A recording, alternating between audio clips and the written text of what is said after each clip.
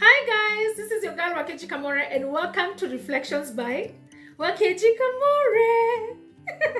Thank you so much for tuning in today. I do hope that you're having a fantastic day, wherever it is that you are and whatever time it is that you get to watch this video. If you're here for the very first time, karibu sana. I do hope that you stay. I do hope that you subscribe, that you comment, and most importantly that you share this video. If you're a returning listener or a returning subscriber, I love you and thank you so very much for keeping it locked and for just staying here as we go through this Bible summary. So today I'm going to be doing Deuteronomy chapter 24. I might not necessarily have a takeout at the end because this is the one where I would actually want to hear what you guys think, what it is that you guys are learning from this book of Deuteronomy. So I might not take so much of your time, but I would like to read through it. It's a bit it's not actually that long, so I'm going to be reading it word for word from the New Living Translation or the NLT version.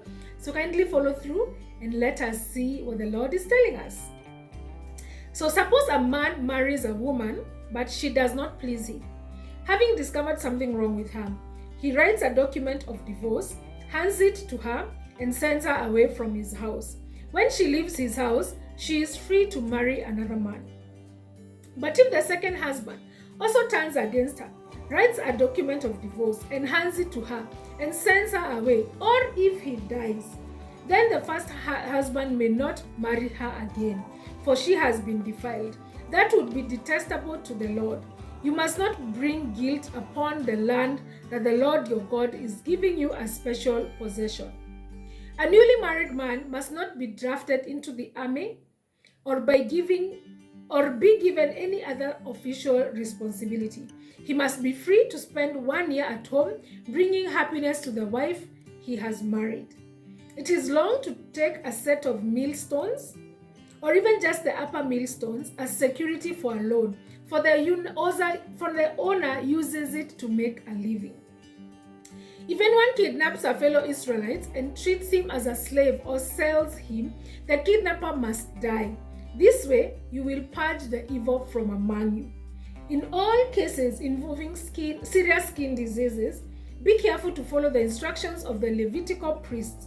Obey all the commands I have given them. Remember what the Lord your God did to Miriam as you were coming from Egypt. You guys remember what happened to Miriam? Miriam was rebelling against Moses, and God inflicted her with a very bad skin disease where she was white in her whole body until Moses had to pray, and then she was healed. So that's what Moses is reminding them. If you lend anything to your neighbor, do not enter his house to pick up the item he is giving as security. You must wait outside while he goes in and brings it out to you. If your neighbor is poor and gives you his cloak as security for a loan, do not keep the cloak overnight. Remember the cloak to its Return the cloak to its owner by sunset, so he can stay warm during the night and blesses you. And the Lord your God will count you as righteous. Never take advantage of the poor or destitute laborers, whether they are fellow Israelites or foreigners living in your town. You must pay them their wages each day before sunset because they are poor and counting on it. If you don't, they might cry out to the Lord your God against you, and it will be counted against you as a sin. Parents must not be put to death. Parents must not be put to death for the sins of their children, nor children for the sins of their parents. Those deserving to die must be put to death for their own crimes. True justice must be given to foreigners living among you and to orphans, and you must never accept a widow's garment as security for a debt. Always remember that you were slaves in Egypt, and then the Lord your God redeemed you from your slavery. This is why I have given you this command. When you are harvesting your crops and forget to bring in a bundle of grain from your field, don't go back to get it. Leave it for the foreigners, for the orphans, for the widows. Then the Lord your God will bless you in all that you do.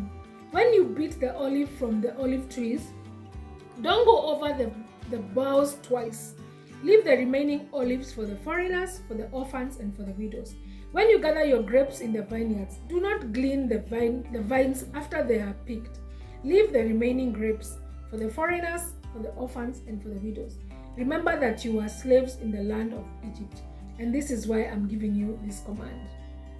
So one of the things that I see repeated here is God reminding the Israelites that they were once slaves in Egypt. And what does that do? It's kind of just reminding them, remember how people treated you badly? Don't treat people badly. Remember how you were treated badly and you were slaved and you were made to work so hard? Don't treat people badly. Be fair, be kind, don't be greedy, don't be oppressive.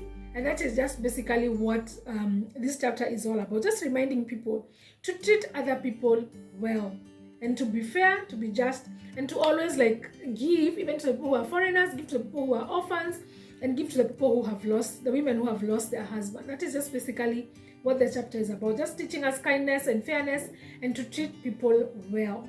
And this is what your girl Wakeji Kamore, and this has been Reflections by Wakeji Kamore.